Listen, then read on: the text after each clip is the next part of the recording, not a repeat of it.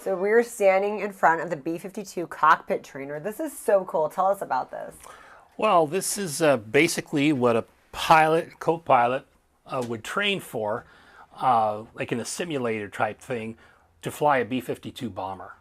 So what you're seeing here is a whole myriad of gauges and levers and everything of that nature. The thing that sets the B-52 apart from any other airplane is you've got 8 engines. So you got 8 throttles. That's what that thing is right there in the middle. So if you want all 8 to, max performance at once, you do that. If one was running a little hot, maybe had low oil pressure, you'd pull one back. So theoretically, you could fly on 6 engines. Wow. So, one thing, all those gauges that you see in the center, those little ones, are for oil pressure, fuel pressure, all of those things, exhaust gas temperature that each engine would have to have. So you're monitoring all these things.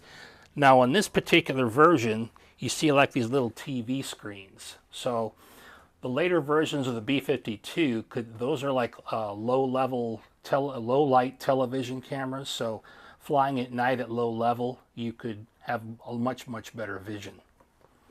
And so this is like which model is this one?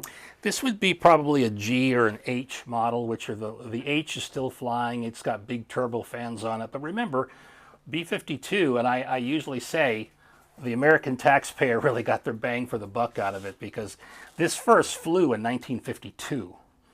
And it first entered service at Castle Air Force Base in June 1955. Castle was the first base to have the B-52 based at it. So it became a training base for the B-52 as well. For about the next 40 years, every pilot, co-pilot, radar navigator, whoever that had anything to do with the B-52 initially came through Castle Air Force Base to get their training and go on to the other units. One thing the B-52 could do that was really, it had a crosswind crab type of thing that, in other words, the way the B-52 landing gear is, it's like trucks, if you will, like they call, like there's 4 wheels in the front, 4 wheels in the back.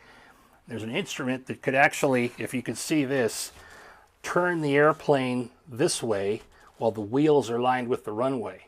So if there's a strong crosswind, they could get off the ground quicker. Wow. And space closer apart. They did something called, and it's an acronym, it's MITO, it's pronounced MITO, and they would take off 15 seconds apart. Wow. If you can imagine that. And they would launch, 5, 6, 8, and that was to, get in the air before a missile or something could knock the base out. Wow. Yeah, so pretty exciting stuff. They did have a crew of 6. Now they have a crew of 5, and the crew of 6 was because you had a gunner on there, and there was a gun in the tail. And if you look here, this is what the rear gunner or tail gunner would be doing. It looks kind of like an Atari game, but he or she actually would, if there was a threat coming from behind, could actually fire on the airplane that was threatening them from behind. Now in Vietnam, there were 2, I believe, that actually shot down Vietnamese MiG jet fighters, when they got a little too close. So imagine being a fighter pilot and getting shot down by this big, huge airplane, It's kind of embarrassing. But yeah, B-52, very unique airplane. And like when you fly on an airplane, when they land and the engines make a lot of noise, those are thrust reversers to slow it down. Well, with the B-52, they didn't have that. That's why the bases they flew out of had such long runways. And how you stopped it, as soon as you touched down, it stopped with a parachute. There was a big parachute that came out to slow the airplane down. Wow. Kind of neat. So this really took a lot of training. This is what you need. Oh yeah. I was fortunate enough before the base closed to get an invitation to fly the full motion simulators. How fun. And it was it was like virtual reality. It was really cool, you know. So, but yeah, B-52s will probably still be flying in the 2050s. They're getting a lot of 100 updates. years old and still, still going yeah, strong. yeah. That's why I say, you know, very few airplanes. The KC-135 tanker, the C-130, very few airplanes that have that sort of longevity.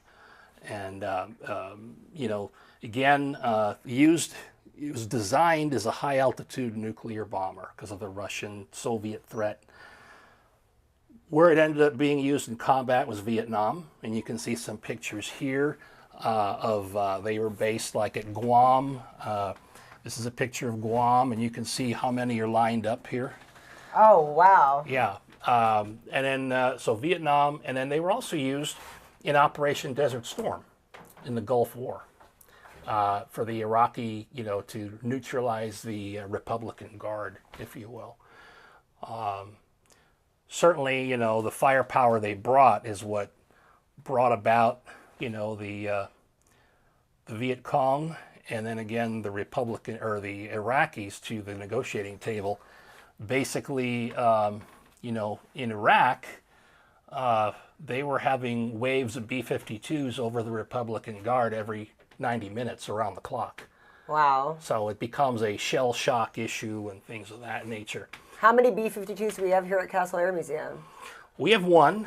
Hopefully someday we'll have a later version too, to be a bookend theory, you know, the beginning and the end. But when Castle Air Force Base was active, it was pretty much anywhere from probably 26 to 30 B-52s were here, because there was a training squadron, but there was also an actual bomb wing too. Wow. Well, let's go check out the real B-52 that we have here at Castle. We can do that, yeah.